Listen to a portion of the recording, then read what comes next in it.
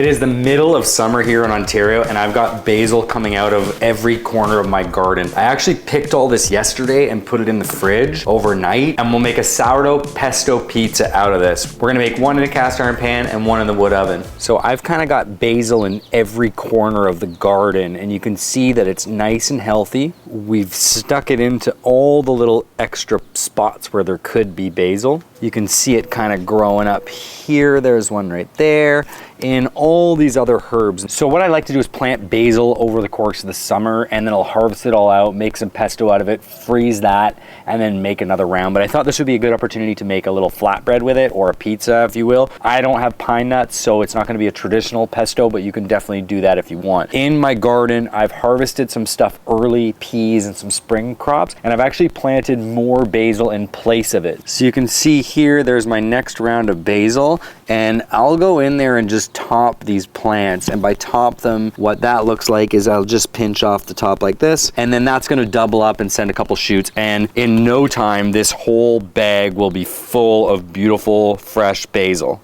I've also got another corner right here that I've planted some basil in, and that's right beside a giant tomato plant you can see here. And there's a winter squash crawling. There's actually a squash right there, and peppers. And you know, just put them everywhere and they'll really fill in the space in the garden, and they give you an amazing little flatbread. So what I need to do here is pick all these leaves off of the stems. You can see there's a few spots of brown. Well, actually that one's pretty good. You can see like that, it's browning a little bit. That's just because it froze while it was in my fridge. My fridge is actually getting replaced this week. It sucks, this one, but you know what? That's what it is. So we're gonna pick this down and we're gonna blanch it and make some sort of pesto or basil puree. And I'm also gonna make a couple of doughs. Now that I've got my basil picked down, I'm gonna clean this off and we're gonna make a couple of simple doughs, and I'm gonna throw some water on to blanch the basil. We're gonna blanch it and then shock it and before we blend it, and that's gonna allow it to stay nice and vibrant green even in my freezer. If you just blend it, it's okay if you use it immediately, but it'll kind of lose its color and it'll go a bit brown. So I like to blanch it when I'm freezing it. So I'm gonna just place this off to the side and let's get started with our doughs. I've got a little bit of sourdough starter here. I fed this last night about, I don't know, 12 to 14 hours ago at 1:10:10. So we're talking about 15 grams of sourdough starter, 150 water, and 150 flour.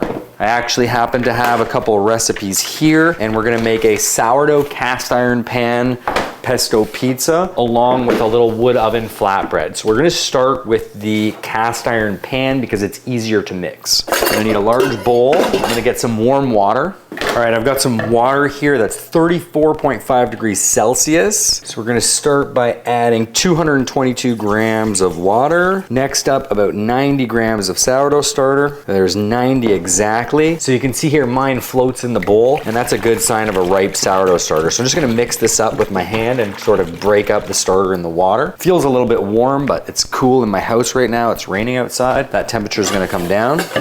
And next I'm gonna add a combination of bread flour. So this is 225 grams of bread flour. I'll leave the recipe below, so don't worry about this if you don't get the quantities exact. 75 grams of all-purpose flour. There we go. You could also use 00. So we've got 222 water, 90 grams of levain, 225 grams of bread flour, and 75 grams of all-purpose. I'm gonna combine this and just mix this up until there's no dry bits. So you can just use your hand. It should be pretty easy to mix this. Okay, look at that. Everything is absorbed. I'm gonna use a bit of water on the dough scraper to scrape down the sides of the bowl really well. This is a very small amount of dough. So I'm gonna transfer it to a smaller container in a moment. We're gonna cover this dough and we're gonna let this rest while I mix the next dough. Might as well use the same bowl, less dishes, and same water and all that. So for this one, it's going to be a much drier dough. So it's gonna be a little bit harder to mix by hand, but we're gonna go for it anyways. So we're gonna add in 90 grams of levain. Going to add 378 grams of water. This is gonna make 4 doughs. So we'll have 4 little pizza doughs to the wood oven. 380, whatever, close enough. And we're gonna do the same thing and break this dough up in the bowl. Again, this is warm water, which isn't typical here, but because I'm just making a very small batch of dough, the dough is gonna cool down really quickly. So I want this to be warm so it has a good bulk fermentation period. Now for this dough, we're going to do something similar, except the last one was 75 bread flour and 25 all-purpose. This one we're gonna do 50-50. And that's so we can get a good extensible dough that we can stretch and bake in the wood oven. The hydration is noticeably lower, and that's because this is gonna bake at a really high temperature for a very short period of time. It won't lose as much evaporation loss. So we're going 305 of each. Oh, I spilled some flour on the floor, don't do that. So we've got 305 and 305. And now I'm gonna add the flour to my bowl. And same thing with your hand like a claw. Just start to mix this until there are no dry bits of dough. When you're making these, I'm assuming you're just gonna make one at home, but if you do happen to make both like I do in this video, the way you can tell the difference is, well, one's very dry like that, and one is very wet. So we're gonna just try to get all the dry bits incorporated here. That's pretty good. So you can see that the dough is still pretty shaggy, but there are no dry bits of flour. You can see the bowl is a bit harder to get clean as well. So I'm just gonna give this one more scrape. We're gonna place the dough in the bowl, kind of wipe that up. And you can just knead this on the table if you want. It makes a bit of a mess, but it's easier than in the bowl. You can see this is much stiffer than the other dough. Use a dough scraper, get all those bits off the table. And I'm gonna transfer, actually, you know what? Let's keep it simple. We're gonna leave it in this bowl because this bowl is already dirty. I'm gonna cover this with a towel. All right, these doughs are gonna rest for about 20 minutes. And in the meantime, I'm gonna put a large pot of water on the stove to bring to a boil. And I'll see you in a few minutes. All right, it's been 30 minutes on my pizza doughs here. You can see I've actually printed the recipes and just left them on top to make my life easier. It is actually time to mix in the salt and the water too, but my water's boiling for the basil. So I'm gonna go ahead and get these blanched off just so I'm not boiling away the water and heating up my house.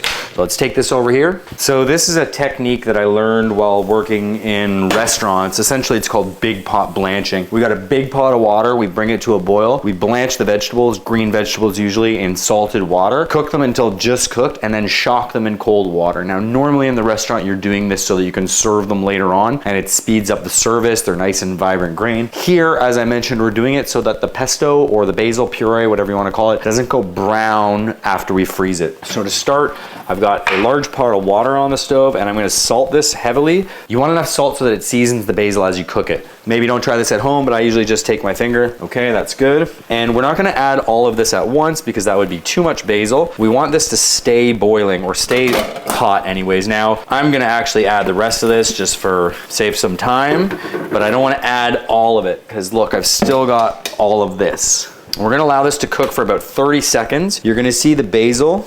It should be very nice and green. You're gonna see that the basil stays nice and green. And when you pick it up and rub it with your fingers, it should be just starting to break down or just starting to get soft. Okay, this has already come back up to a boil, and we're now gonna take this out. To make it easier so I don't make a mess, I'm just gonna plop it back in the Cambro and do something like this, give it a good strain. And I've filled up the sink behind me with ice water. I'm now gonna plunge this immediately into the ice water. Get all that out of there. Now let's go on the next round of basil. We'll probably do about half of this because this is quite a bit. Place this in. You can see my other basil here. Now I just like to break it up right away so that the basil cools down fast because it's gonna be in chunks that'll stay hot. So by spreading it out, it'll cool a bit faster. You can already see my ice is melted, so I'll add more ice when we add the rest of the basil. I love the smell of the basil in the air, just so summery. And we're getting down there. As a bonus, I can make a little pasta with some pesto for my kids for dinner. And finally, we'll add our last bit of basil here. It really wilts down when it hits the water. So if you wait a second, you can probably get more in. Now I'm pushing this a little bit. I probably should do this in 2 batches, but I just want to get it over with. I'm at home. Go.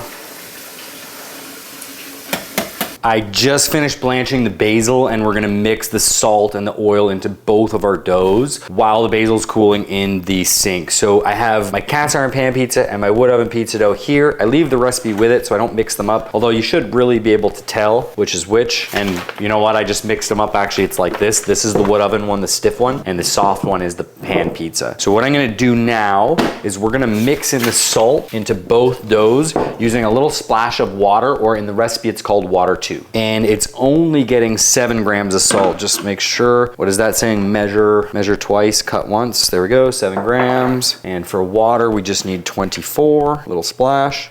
And it's basically just enough water to mix in that extra salt. And we're just gonna go for it, mix this in.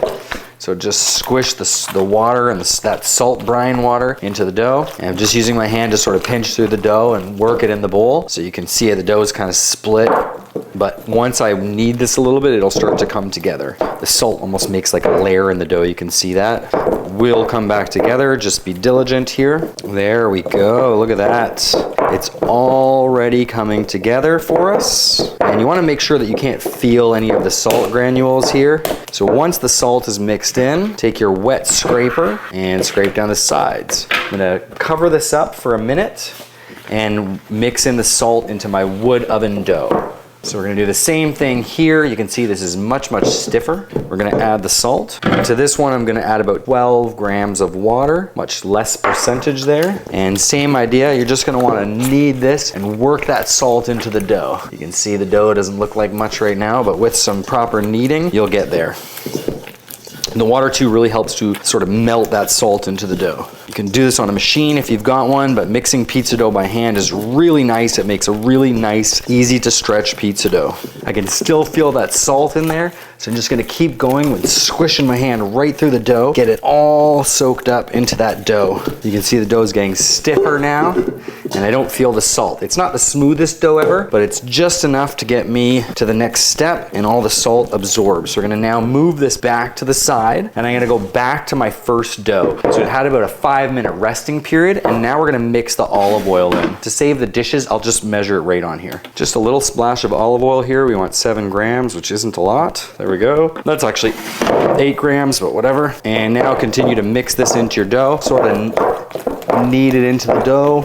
Once the dough does not look oily, you can cover it and let it relax. Go back to my wood oven dough, and now we'll do the same thing here, only keep in mind it's gonna be a little bit harder because this dough is much stiffer. And this one, we're doing 13 grams of olive oil, so that's a little bit bigger splash. And just keep working this until there's no oil on the dough. You can see the dough looks really greasy right now, has that greenish tinge from the olive oil. Just keep going. You can see the dough's still a bit oily. To make it easier, I'm gonna just do it on the table because it gets hard to knead the stiffer dough in the bowl. And keep going until the dough looks smooth. It doesn't have to be perfectly smooth, but a little bit smoother and not oily. So you can see already the dough looks like a bit shaggy. We're just gonna keep going a little bit.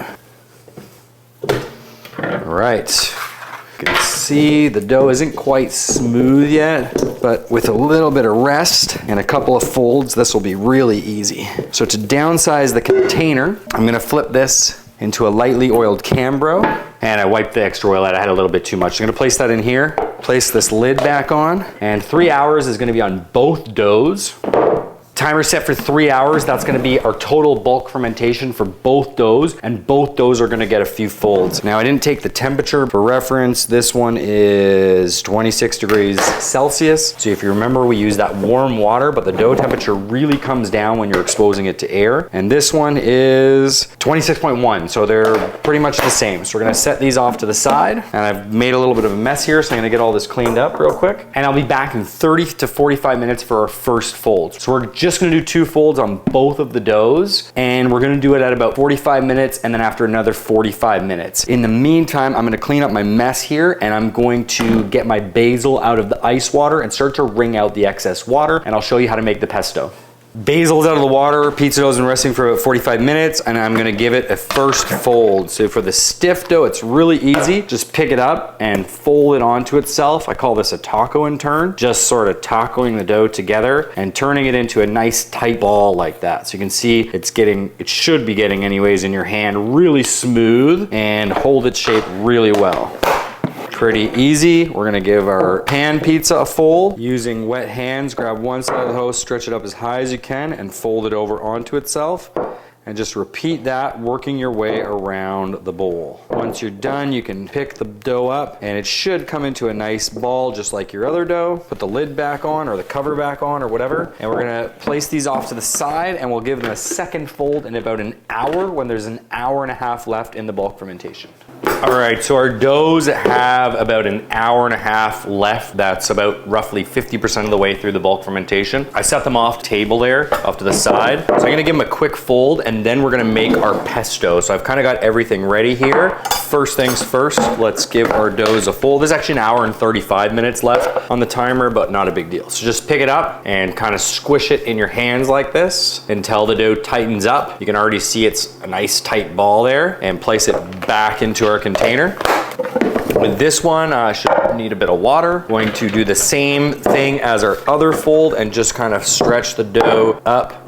Turn the bowl, stretch the dough up, turn the bowl, stretch the dough up, and a fourth time. And by the time you actually make your way around the bowl, the dough should be pretty stiff already. You can see that it's really tightened up. It's holding its shape. It feels good. There's lots of little air bubbles all over it. So we're gonna just move this back to the side for another hour and a half before we give it its shape. Both of these doughs can hold up to 24 to 48 hours in the fridge. So I'm gonna cook these tomorrow. The basil I have blanched, shocked, and cooled, and I already strained the water out, but you can see there's still a good amount of water in there. You want this to really be as dry as possible, because if it's watery, it's not gonna taste very good, and you're not gonna get as good of a pesto. So we're just gonna squeeze as much of this out as possible. And you know, if you wanted to skip all this and just blend it up fresh, you can. I'm doing this because I'm freezing it and I want it to stay nice and bright green. I picked up some garlic from our local farm. I've got some olive oil and some salt. Now, normally one would put pine nuts in a traditional pesto and finish it with Parmesan. I'm actually gonna add Parmesan after, and the reason is because I'm freezing it. So what I like to do is freeze it in little jars, and then when I pull it out of the freezer, I'll use Parm. And to be honest, my girls don't really love the taste of Parmesan that much, so, you know.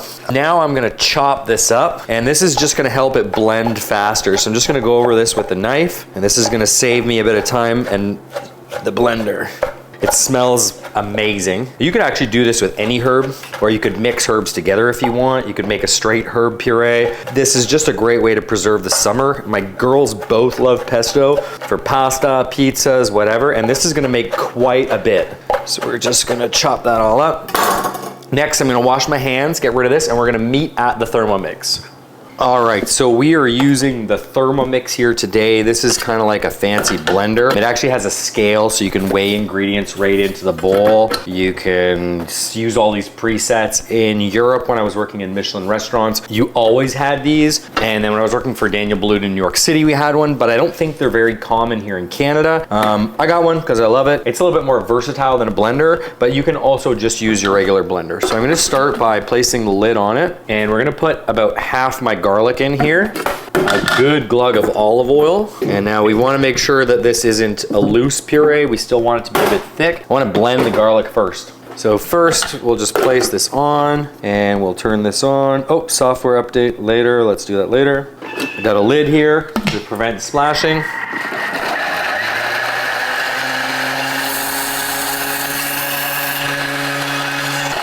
So I just blended up the garlic with a bit of salt. Let's take a look. Oh yeah, there we go. So now you can see there was a little bit of basil in there, so you can see it's a little green, but it's loose, and we're gonna add some basil to just thicken this up. So we're gonna put in our basil. I think we can actually probably do all of this, and we'll stream in some oil if need be. Smells so good already, that combo of basil and garlic. Now let's go back into blend mode. And I'm gonna do it slower speed because I don't want a fine puree. I'm gonna pulse it. You can see it's still a little bit thick, so we'll add a splash more oil and keep blending. Actually running out of oil. Hopefully this is enough. Got a little bit more oil, had a backup. We're gonna let this keep going until it's the consistency I want. We don't wanna overdo it, or this will be a fine puree. That looks pretty good to me. It definitely needs a pinch of salt. You can really taste the garlic. I'm glad I only did half. Large pinch of salt, a little bit more blend to mix in the salt. So let's see, there we go. Nice, beautiful green puree. Now when you're blending it, you can heat it up if you don't have too much in the blender, enough oil. So just be aware of that, because that heat will cause this to brown. But mine still is nice and cold. It's got chunks in it still. It looks great. It's more of like a basil puree, I guess, than a pesto. All right, our basil pesto or puree or whatever you want to call it's done. I know it doesn't have pine nuts and parm in it yet, but what I'll do is I'm gonna freeze it in these jars. And I'll leave a little bit out for our pizzas tomorrow and some pasta for my kids tonight. The way I freeze it is without the cheese because I just think it freezes a little bit better and keeps a bit longer. So we're gonna put it in the jars, something like that. Not quite full to the top. I'm gonna freeze it and then we'll put a little bit of oil on top and put it back in the freezer just to prevent it from oxidizing. There we go, I've got the jars full. As I don't fill them all the way because you want to leave a little bit of room for the oil, so I can take a little bit out of that one. We're gonna freeze them just like this, and then I've actually got enough in the blender that I'll scrape it down and have some for dinner tonight. I'm gonna keep one jar, plus whatever's left in the blender, I'll scrape it down for tomorrow's pizzas, and I'll make a little pasta for my kids tonight. I'm gonna freeze these, let them set, and then put the olive oil on top.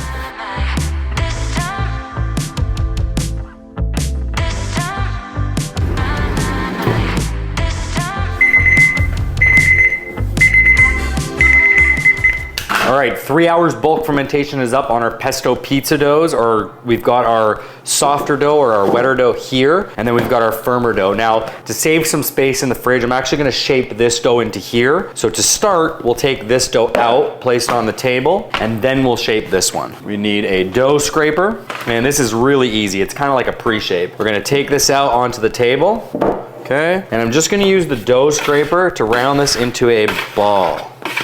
Okay, something like that. A nice tight ball. Then we're gonna place it into the container. Container gets a lid on it.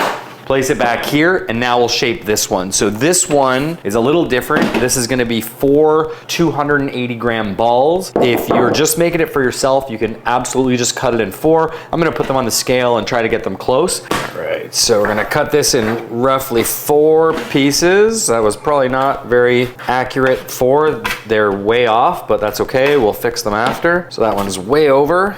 270, and there's 273. 250 and 280. That should bring us to, all right, 288. So all the doughs are between 275 to 288 grams. Not that big a deal. So we're now just gonna round this into a little ball like this using the dough scraper. You can also do it with just your hands if you'd rather not use the dough scraper. All right, for the final shape, I don't have the best container, so we're gonna use a sheet pan with a silpat, and then I'm gonna place another silpat on top of it like that with a bag so that I can stack other things and it doesn't take up that much space in the fridge. I'm definitely looking to upgrade this. I just haven't gone around to it yet, and it works. So you're gonna pick the dough up in your hand, place it so that the sticky side is up, and then I'm just gonna use my thumb to pull this into a tight ball, and then we're gonna place that onto the tray. So we're gonna just use one hand to pinch this closed like that, okay? So you have a nice tight ball. So that again, you're kind of like squishing it in like you're making fresh mozzarella or something. Smack some of those air bubbles out, it's okay. And there we go, we've got our 4 pizza doughs on here. All right, so I've got my 2 pestos. The rest are in the freezer, which I'll top off with oil tomorrow. Whatever I don't use from this, I'll freeze, but I'll likely get through this. Eggs. I actually made the girls some pasta for dinner to use it. I've got my cast iron pan pizza here and my wood oven dough here. So depending on whatever dough you're making, you can do it either way. You can do both like I did. You can do one or the other. I'm gonna cover this with a bag, and I'm gonna place these now in the fridge, and the doughs can rest for 24 to 48 hours. I will be cooking these tomorrow, so it'll be a 24-hour dough. With the wood oven dough, we're gonna wanna pull that out of the fridge about 6 hours before we go to use it. I'll be making these for dinner tomorrow, so I'll pull it out around 11 a.m. And our cast iron pan pizza, you can pull it out an hour before you go to stretch it in the pan, which will be about 3 hours before you wanna eat. So if you wanna eat at 6, you pull this one out at 3, and you pull this one out at noon. Now, they're both pretty flexible doughs, so don't worry about the exact timing. If you're under or over, it's not gonna make or break your pizza. I'm gonna get these in the fridge, and I'll see you tomorrow. What's up? It's time to cook our pesto pizzas. Now, it has been 48 hours since I made the dough, 2 days later, and the reason is we actually got this awesome new fridge in the baking studio. I'll make another video about this, but this is going to be a game changer for micro bakery bakes, baking studio, and just in general, we're always running out of fridge space here, so pretty cool. You have to leave the fridge unplugged for 24 hours after moving it before you plug it in. So we moved the doughs to my home fridge, and now we're gonna cook them. This morning at about 9:30 a.m., I pulled out out my wood oven pizza dough and my pan pizza dough. The pan pizza is gonna go in here. This is a simple 12-inch cast iron. This one's actually from Smithy Ironware. I love this thing, but you could use any pan. And I wanted to make this recipe really easy for anyone at home that doesn't have a wood oven or special equipment. And the pan pizza, we're gonna leave it out, just have it on the trolley here. And this is gonna stay out for 6 to 7 hours before we stretch and cook it. The first thing we're gonna wanna do here is to stretch our pizza dough. We're gonna put some olive oil into the pan. You can go pretty generous on this. It'll get a bit crispier. If you put too much oil, the dough slides around and it's hard to stretch. Then I'm gonna just put a little bit of olive oil on my hands like this, and we're gently gonna pull the dough out and start to let it stretch naturally. You can see just by holding it, it's kind of falling into the pan, and it's almost filled out my pan already. It's very, very bubbly. This has been out of the fridge for a few hours, so it's really super nice, and it's almost ready to go. I'm gonna turn my oven on to 500 degrees. Try and get this just a little bigger. I'm gonna pick this up one more time. Don't worry too much about it. Try not to flop it on itself like I just did, but this is meant to be a low fuss pizza or flatbread, whatever you want to call it. So we're gonna leave it like this while the oven preheats, and then we're gonna give it a final stretch to try and get it right into the edges of the pan before we bake it with our green pesto. Time to make our sourdough pan pizza. So we stretch this in the dough. I let it rest for about a half an hour just while I was getting my ingredients ready and my oven. I'm gonna do a little bit different here. We're gonna make some tomato, mozzarella, and prosciutto. But first, we're gonna mix a bit of Parmesan into my pesto, because when I made this, it was for the freezer and we didn't actually put any cheese in it. And I think it would just make this taste better. So we're gonna start by putting this into a bowl. Some of the pesto. Let's just do it all, why not? Grate some grana padano in here, fresh Parmesan you could use. This is actually grana padano, good amount. We're gonna put a little bit more olive oil to make this a bit saucier and mix this up together. All right, this looks awesome. Kind of like a sauce consistency, there we go. So now I can spread this on the dough really nicely. I'm gonna start with a little bit of olive oil on top of the dough. And I'm going to, it's not a focaccia, but I'm just gonna press this lightly into the corners of the pan so it takes up the whole space. Put a couple spoonfuls of this around, and we're not gonna cover the whole dough here. Put a little bit everywhere. And then I'm gonna fill in with a few dollops of tomato. Making a little Italian flag here kind of thing. I know this is meant to be a pesto flatbread, but I just couldn't help putting the tomato on here. I'm kind of making this up as I go in this video. A little bit of fresh garlic. Yeah, a little bit extra flavor there. Smear that around. This always makes it taste super good. And now we're gonna pop this in the oven, and we're gonna cook this for about 12 minutes until the dough is fully risen and set. And then we're gonna take it out and put some cheese on it, and then we're gonna finish it with the prosciutto. This looks amazing. I can smell the Parmesan, the basil, the tomato, the extra oil from the pesto has gone under in the pan, and it looks a bit greasy, but it's actually gonna soak it up and get super crispy. This took about 15 minutes, and what I'm gonna do now is I'm gonna finish this with some fresh mozzarella, this really soft, gooey, fresh mozza. I'm gonna place this on, and just kind of, I'm gonna use the whole ball here. You can already see the mozzarella is melting onto this as it goes. Oh, I kinda wanna put extra cheese on this. And we're gonna put some prosciutto on here to fill in these gaps. You can hear the sizzle. Now we're gonna pop this back in the oven for another 10 minutes or so until the prosciutto's crisp and the cheese is melted. Okay, so this is ridiculous, first of all. This pizza looks amazing with the little dollops of tomato, a little bit of pesto. It's kind of like a flatbread, I guess. You know, you could call it what you want, but I know you can call it delicious. Let's cut into this and see how it tastes. Woo! Beautiful crumb, look at that. Nice, crisp bottom.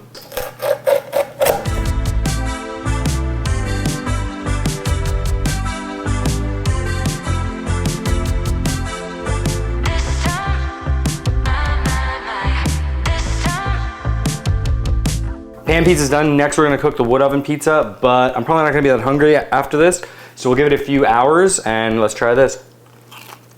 Oh my God. It's so crispy and good. Helena, get in here. Oh my God.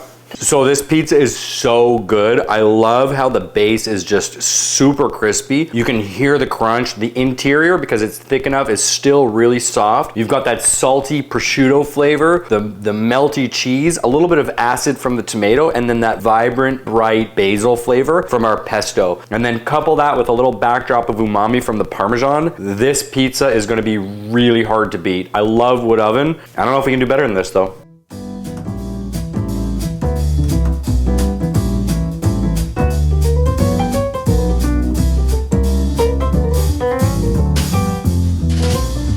It's finally time to make our wood oven pizza. I'm just gonna do the same thing. We're gonna do prosciutto, tomato on top, fresh mozzarella, keep it super basic. That way we can compare the two and see what we like better. If you are making this at home and you actually made both, awesome. If you're just making one, you know, that's also pretty cool. So to stretch my sourdough pizza, I'm gonna use a mixture of semolina, which is milled from durum wheat, and bread flour. We're gonna take a look at our doughs. Now these have been out for quite a while, almost 8 hours. We were a little busy there. But you can see they still hold their shape. They're nice and bubbly and puffy.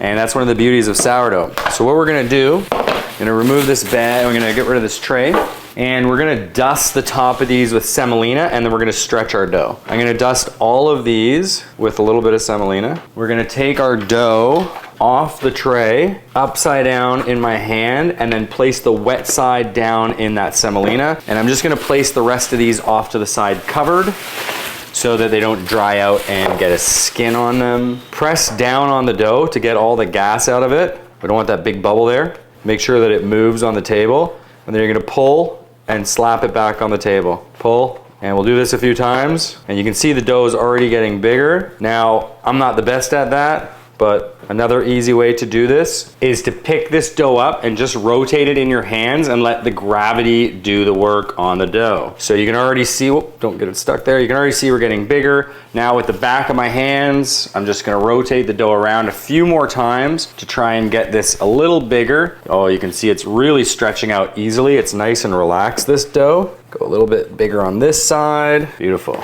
Okay, now we've got our dough stretched out. Gonna lightly dust the top of the peel and just transfer the dough onto our peel. Make sure that the dough slides. Make sure there's no holes in it. And we're gonna do the same thing here with a little bit of olive oil. Okay, make sure it stretches really well. Make sure it slides on the peel. We're gonna put some garlic on here. Same thing we did with the other one, just spread the garlic around this time. I've got some of the pesto that we added our Parmesan to, and we're just gonna spoon a few dollops of this around. Oh my goodness, it already looks so good. Now fill in the gaps with a little bit of tomato, kind of like you're painting a picture. Next, we're gonna put our fresh mozzarella, and I'm gonna put the mozzarella into the gaps on my pizza where there's no sauce or anything. And this time we're gonna bake everything all the way through from the beginning. A little bit more olive oil on top of that mozzarella. A pinch of flaky salt, and this time we're gonna place the prosciutto right on top of the pizza so that it crisps up in the oven. And we're gonna just lay it on top. You could also do this after you take it out of the oven. You could cook it and then let it sort of melt on top, but I want a little bit of crisp prosciutto today. Give this dough one last little stretch on your peel. Make sure that it moves. If it doesn't move, you can get in there. Mine's good, but if it doesn't, you can get in there with a little bit of semolina just like that. We don't want a lot of dusting flour underneath here, but better to have that than it doesn't come out. And there we go. Now we're gonna take this outside and cook it. My oven is at about 700 to 800 degrees Fahrenheit. I haven't actually looked at it in a few minutes, but I can see that the flame is rolling, so let's go cook our pizza. All right, so what we're gonna do is we're gonna put the peel in and pull the peel away, not shoot the pizza in the oven. So we're just gonna gently put the peel in, slide the peel away, and then we're going to use this spinner to spin the pizza, but we wanna wait until it sets and cooks before we try to move it. You can see at the back, it's just starting to take on some color, so that's a really good sign. We wanna wait until it starts to blister before we move the pizza. So now that it's started to color, I'm gonna get the spinner underneath. We're gonna release the pizza and then just start to turn it very gently. We're gonna let this cook and we're gonna take it out. The full cook time is about 90 seconds to 120 seconds. I pulled it to the front just to finish cooking. Look at that. That is a beauty.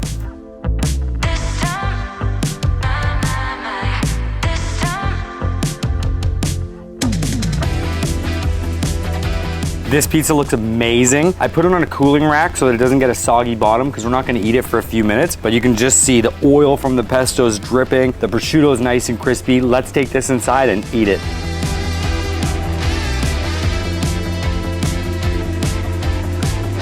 All right, that's it. Let's try this pizza out now. Little chef trick, if you're not eating the pizza away, this is way better than a board or a box for that matter. Pizza cutter here, let's cut this up and give it a taste. I don't know, this looks pretty good.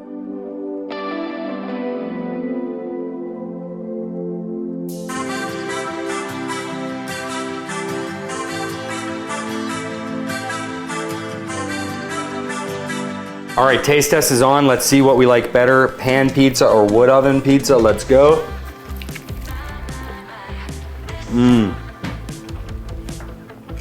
I don't know.